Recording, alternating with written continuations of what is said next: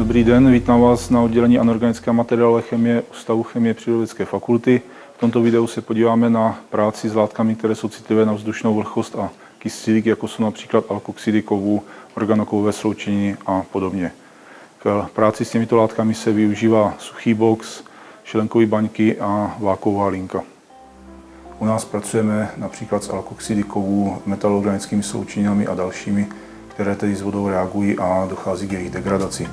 Abychom tomu předešli, tak využíváme inertní atmosféru suchého argonu, případně dusíku.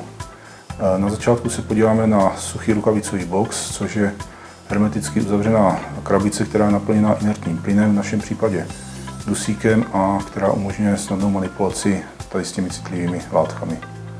Důležitou součástí suchého boxu jsou komory, které umožňují vkládání předmětu dovnitř boxu a vytahování předmětů ven z boxu. Komora se skládá z prostoru uzavřeného dvěmi dvířky, vnitřními a vnějšími. Pokud chceme dostat něco dovnitř suchého boxu, musíme vlastně vložit předmět do komory, uzavřít ji a evakuovat. Aby jsme zaručili dokonalé vysušení, je potřeba vákuum udržovat po dobu alespoň 30 minut, poté se prostor zafouká inertním plynem z vnitřního prostoru boxu a znovu se evakuuje. Tady tento cyklus je potřeba opakovat alespoň 3krát, aby nedošlo ke kontaminaci vnitřního prostoru kyslíkem, případně vodou. Další důležitou součástí boxu je displej, který nás informuje o podmínkách uvnitř boxu.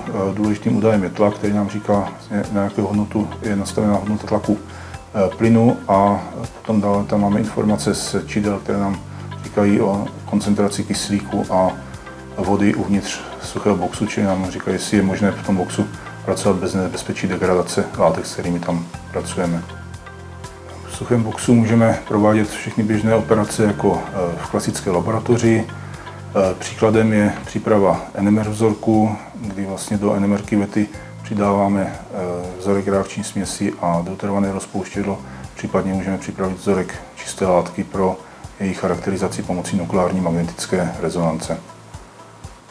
Pro provádění chemických reakcí potřebujeme zpravidla vhodné rozpouštědlo. Rozpouštědla se tradičně suší pomocí sušidla, jako je kovový sodík, oxid fosforečný a podobně, a po vysušení je rozpouštědlo destilováno. Tady tyto operace jsou časově náročné a mohou být i poměrně nebezpečné, proto používáme sušičku rozpouštědel, která sušení provádí automaticky pomocí speciálních kolon, na kterých je rozpouštědlo deoxygenováno a zbaveno vody. Tady ta sušička rozpouštědel je připojená k suchému boxu, takže je možné nabírat rozpouštědla přímo uvnitř boxu, aniž by hrozilo nebezpečí kontaminace vzdušnou vlhkostí. Případně je možné odebírat rozpouštědla i mimo box do šelenkových baněk. Naše sušička rozpouštědel má 5 pozic z rozpouštědly toluen, tetrahydrofuran, hexan, dichlormetan a diethyléter. Operace, které není možno provádět v suchém boxu, například protože se během nich uvolňují korozivní plyny, provádíme na vákuové lince. Vákuová linka je zařízení, které se skládá ze 2 částí. Z vákuové části, kde vlastně nám olévá a vytváří vysoké vákuum, a dále z dusíkové části, která je naplněna suchým plynným dusíkem. Na vákuové lince můžeme provádět všechny běžné operace. Příkladem je transport kapalin z jedné nádoby do druhé, kdy se k ochraně zábrusu před plníkem vzdušné vlhkosti používá gumové septum, které lze propíchnout injekční stříkačkou a tím tam vlastně tu kapalinu přidávat. Chemické reakce potřebujeme často provádět za snížené teploty, aby došlo ke snížení reaktivity látek, proto využíváme chladící lázně, velmi často z etanolu a acetonu, který je chlazen pomocí kapalného dusíku. Děkuji za pozornost. Pokud vás tady toto téma zaujalo a měli byste zájem si vyzkoušet práci s látkami, které jsou citlivé na vzdušnou vlhkost, můžete mě kontaktovat na uvedeném e-mailu a je možné si domluvit práci v rámci programu SOČ.